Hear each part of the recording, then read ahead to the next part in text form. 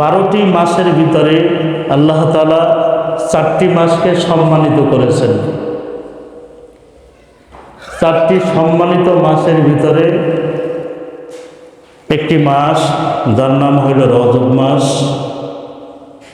এই মাসে আমরা অবস্থান করতেছি, 5 দিন আজকে চলতেছে।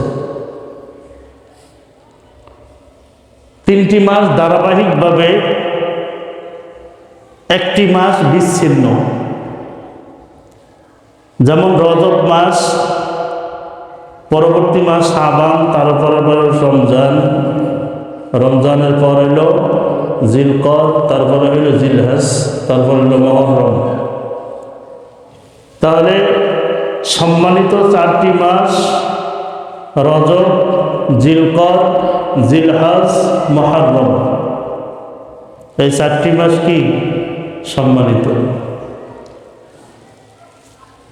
সূরা তাওবার 36 নং আয়াতে আল্লাহ তাআলা বলতেছেন, ইন্না ইদ্দাতাশ শুহুরি ইনদাল্লাহ। আল্লাহ তাআলা কোরআনের মধ্যে বলতেছেন সূরা তাওবার 36 নং আয়াতে, যে আমি ভূমণ্ডল, নবমণ্ডল সৃষ্টি করার পর থেকে আরবি গণনায় মাস 12টি। কয়টি? ইসনা আশার। কয়টি মাস? 12টি মাস। মিনহা আরবাআতুল হুরুম। 12টি মাসের ভিতরে 4টি মাস সম্মানিত। কয়টি মাস? 4টি মাস সম্মানিত। কোন কোন মাস? রজব, জিলকদ, জিলহজ, মুহররম, এই 4টি মাস সম্মানিত। এই 4টি মাসকে যে শুধু এই উম্মতে মুহাম্মাদী সাল্লাল্লাহু আলাইহি ওয়াসাল্লামের উপর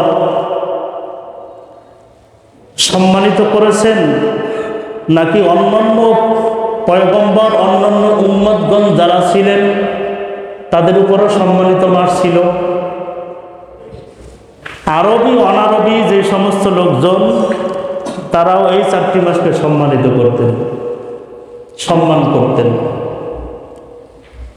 শুধু সম্মান করতেন এতটুকু না, আল্লাহ তাআলা এই 4টি মাসে সর্বপ্রকার যুদ্ধ বিগ্রহ পর্যন্ত আল্লাহ তাআলা বন্ধ ঘোষণা করেছেন। সুবহানাল্লাহ। এই 4টি মাসে কোনো যুদ্ধ বিগ্রহ হবে না। তবে কেউ যদি গায়ে পড়ে ঝগড়া লাগতে চায়, যেমন ইহুদিরা, খ্রিস্টানরা মুসলমানদের জাতীয় দুশমন, ঠিক কিনা? পৃথিবী সৃষ্টির শুরু থেকে এই পর্যন্ত ইতিহাসে কোনো জায়গায় লেখা নাই যে ইহুদিরা, খ্রিস্টানরা মুসলমানদের ভালো চাইছে। চাইছে নাকি? মুসলমানদের ভালো চায় নাই। 192 বছর থেকে 200 বছর পর্যন্ত তারা, ইংরেজরা এই দেশ শাসন করছে। এমন কোনো অত্যাচার নাই যে অত্যাচারগুলো মুসলমানদের উপরে তারা করে নাই। হাজার হাজার আলেমদেরকে ফাঁসি দিয়া হত্যা করে গাছের সাথে ঝুলিয়ে রাখছে। লক্ষ লক্ষ মা বোনদেরকে ধর্ষণ করে,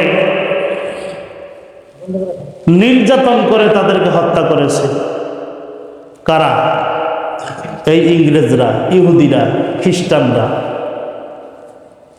এরাও এই 4টি মাসকে সম্মান করত। এখন যারা আমরা আগে জানতাম না যে এই 4টি মাস সম্মানিত, এখন আমরা জেনেছি যে এই 4টি মাস সম্মানিত। এখন আমাদের কি করা উচিত? এই 4টি মাসকে সম্মান করা উচিত। মনে করেন আমার একজনের সাথে বিবাহ ঠিক হয়েছে, কথাবার্তা সবকিছু কমপ্লিট হয়েছে, মেয়ের বড় ভাইয়ের সাথে আমার সাথে এখন পর্যন্ত দেখা সাক্ষাৎ হয় নাই। অথচ ঢাকা এয়ারপোর্ট থেকে মনে করেন যে কোনো একটা ডিস্ট্রিক্টে যাওয়ার জন্য আমরা একই প্লেনে পাশাপাশি সিটে মেয়ের বড় ভাই আর আমি মনে করেন বসে আছি। আমি জানি না যে এইটা মেয়ের বড় ভাই। এক পর্যায়ে কথায় কথায় পরিচয় হয়ে গেল। আমি বলতেছি অমুক জায়গার অমুক, তার পিতার নাম, তার কন্যার সাথে আমার বিবাহ ঠিক হয়েছে। আমার পাশের সিটের ওই লোক বলতেছে সে তো আমার ছোট বোন। এখন আপনাদের কাছে জানতে চাই, এতক্ষণ পরিচয় ছিল না যে সে মেয়ের বড় ভাই, তাকে যতটুকু আমি সম্মান করতাম, এখন যখন আমি জানছি যে এইটা মেয়ের বড় ভাই, সম্মান বেশি করব না কম করব? বেশি করব না? মিনহা আরবাআতুল হুরুম, 4টি মাস সম্মানিত। এতদিন জানি নাই, এখন জানছি। তাহলে এই 4টি মাসকে কি করব? সম্মান করব। এখন এই 4টি মাসকে আমরা কিভাবে সম্মান করব? হিসাব করলে দেখা যায় অন্যান্য মাসগুলো আমাদের যেই রকমভাবে আমাদের কেটে যায়, রজব মাস, জিলকদ, জিলহজ, মুহররম মাস ঠিক তদ্রুপ কেটে যায়। তাহলে আমি এই সম্মানিত মাসকে কিভাবে সম্মান করলাম? করছি? সম্মান কিন্তু করি নাই। অথচ আল্লাহ তাআলা বলতেছেন যে এই 4টি মাস আমি সম্মানিত মাস হিসাবে ঘোষণা করেছি, অতএব বান্দা তোমরা এই 4টি মাসকে সম্মান করো। এখন এই 4টি মাস, এই 4টি মাসকে সম্মান যে আমরা করব, এতদিন জানি নাই, এখন জানছি। এখন কি করতে হবে? সম্মান করতে হবে।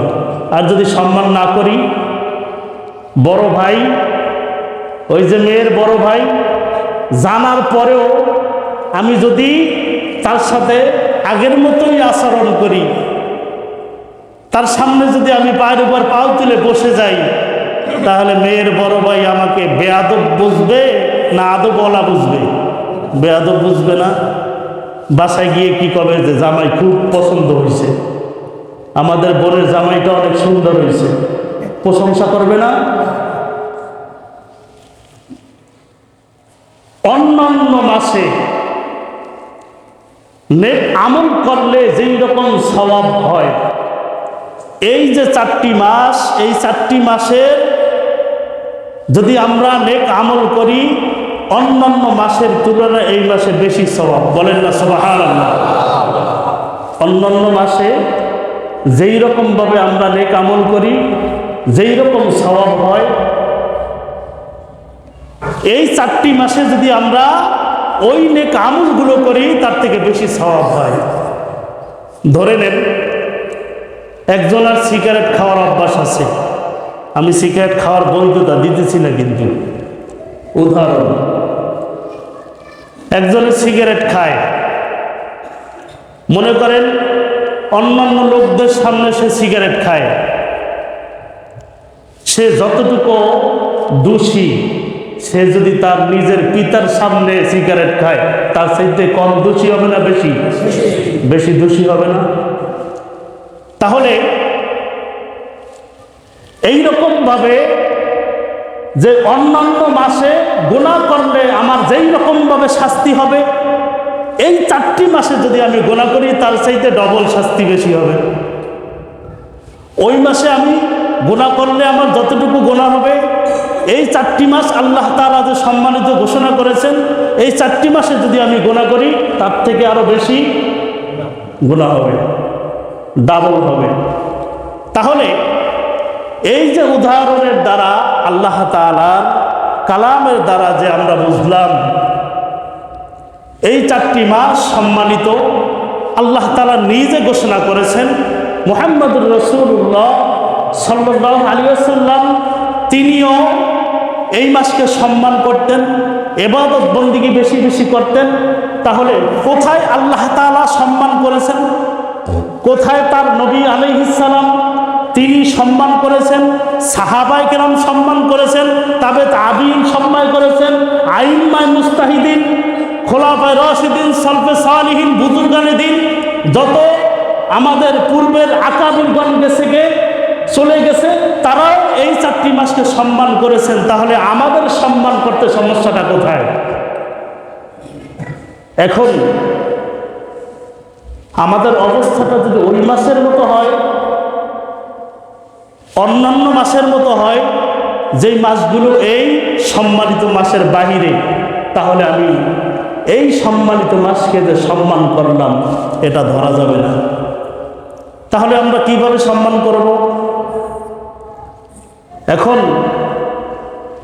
অন্যান্য মাসে আমি যেই রকমভাবে নামাজ আদায় করতাম, এই মাসে একটু গুরুত্ব বাড়াইয়ে দেই। কি করব? এই মাসে একটু গুরুত্ব বাড়াই দেই। ওই মাসে আমি 4 ওয়াক্ত নামাজ মসজিদে এসে জামাতের সাথে আদায় করতাম, খালি ফজরে আসতাম না। এই সম্মানিত 4 মাস শুরু হয়ে গেছে, এই সম্মানিত 4 মাসের রজব মাস শুরু হয়ে গেছে। এখন থেকে ফজরের নামাজ মসজিদে এসে জামাতের সাথে আদায় করব। তাহলে গুরুত্ব একটু বাড়ছে না কমছে? অন্যান্য মাসে আমি দৈনিক 100 বার দুরূদ পাঠ করতাম, সম্মানিত মাস আসছে, এই মাসে আমি কমপক্ষে আর 100 বার দুরূদ বাড়াই করব। গুরুত্ব বাড়বে না কমবে? অন্যান্য মাসে আমি তাসবিহ যতবার পড়তাম, এই মাসে তাসবিহ আর একটু বেশি বাড়াইয়া পড়ব। সম্মান বাড়বে না কমবে? সম্মান বাড়বে। এইরকম ভাবে অন্যান্য মাসে আমি যতটুকু কোরআন তেলাওয়াত করতাম, এই মাসে তার থেকে একটু কোরআন তেলাওয়াত বাড়াইয়া করার চেষ্টা করব। তাহলেই বোঝা যাবে যে আমি এই সম্মানিত যে মাস রজব মাস, এই মাসকে আমি সম্মান করতেছি। আল্লাহ তাআলা আমারও মান মর্যাদা বাড়াই দিবেন। সুবহানাল্লাহ। সবচাইতে বড় কথা হইল, সাউন্ড বেশি হয়ে গেছে না?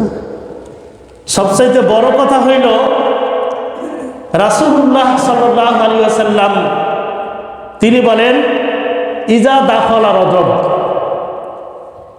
যখন রজব মাসে আমরা প্রবেশ করি, রাসূলুল্লাহ সাল্লাল্লাহু আলাইহি ওয়াসাল্লাম রজব মাসে প্রবেশ করতেন, আল্লাহুম্মা বারিক লানা ফি রজব ওয়া শাবান ওয়া বাল্লিগনা রমাদান, এই দোয়াটা বেশি বেশি পাঠ করতেন। আমরা সবাই একটু বলি, আল্লাহুম্মা বারিক লানা ফি রজব ওয়া শাবান ওয়া বাল্লিগনা রমাদান।